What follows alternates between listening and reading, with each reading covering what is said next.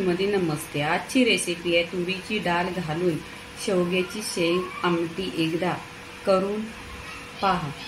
शेवग्याची आमटी. इथे बघा, शेवग्याची शेंग अशी साल काढायची, पूर्णपणे नाही काढली तरी चालेल. इथे ही मोठी शेंग आहे, एक साईडने काढायची, पूर्ण काढायची, म्हणजे छान अशी चविष्ट आमटी लागते. इथे ही तुरीची डाळ आहे, ही 1 ते 2 पाण्याने स्वच्छ धुवायची आणि कुकरला लावून घ्यायची. 2 ते 3 पाण्याने स्वच्छ धुतलेली आहे डाळ. आता आपण आहे ना कुकरला ढाकण लावायचं आणि 2 शिट्या काढून घ्यायच्या. इथे बघा, तुरीची डाळ छान अशी शिजलेली आहे, पूर्ण पाणी होतोय. 2 शिट्ट्या काढून घेतलेल्या आहे. आता आपण आमटीला फोडणी द्यायची. ते 1 चमचा तेल टाकलेलं आहे, त्याच्यामध्ये मोहरी टाकायची. मोहरी छान अशी तरतरली पाहिजे. इथे कढीपत्त्याची पानं टाकायची.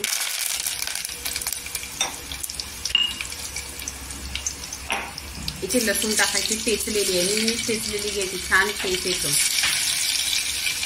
इथे लसणीचा असा गोल्डन कलर करून घ्यायचा.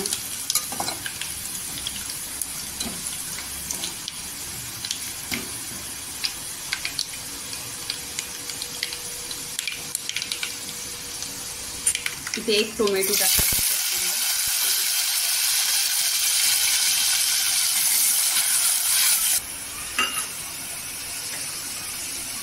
इथे चवीनुसार मीठ टाकायचं आणि टोमॅटोवर मीठ टाकायचं, म्हणजे टोमॅटो सॉफ्ट होतो. इथे 1 चिमूट हिंग टाकायचं. हळदी पावडर अर्धी चमचा टाकलेली आहे.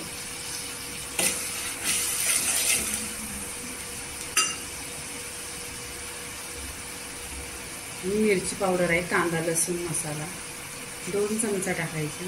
ह्याने टेस्ट खूप छान येतो. तुमच्याकडे नसेल तर कोणती पण मिरची पावडर घ्या. इथे काश्मीरी लाल मिरची पावडर 1 चमचा आहे. हे कलर खूप छान येतो आणि तिखट नसते. तेलावर छान असं परतायचं. बघा कलर कसा एकदम सुरेख आलेला आहे. इथे आहे ना गरम पाणी कोमट करून असं त्यात पाणी टाकायचं. खूप छान अशी तरी येते आणि नक्की तुम्ही माझ्या पद्धतीने बनवा. टेस्टी 1 नंबर आहे. शेवग्याची शेंग अशी बनवा, तुम्ही आमटी बनवा. ह्यालाच इथे छान अशी आमटीला उकळी आली पाहिजे. इथे उकळी आलेली आहे, तर आपण शेंगा टाकायच्या.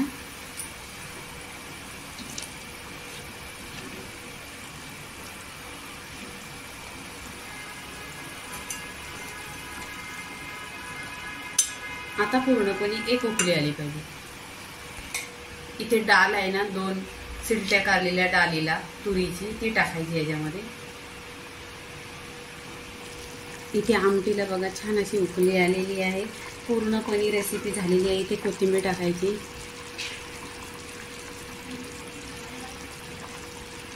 तुरीच्या डाळीमध्ये शेवग्याची शेंग आमटी इथे झालेली आहे. लाईक करा, शेअर करा, सबस्क्राईब करा आणि नेहमीच खात राहा. धन्यवाद.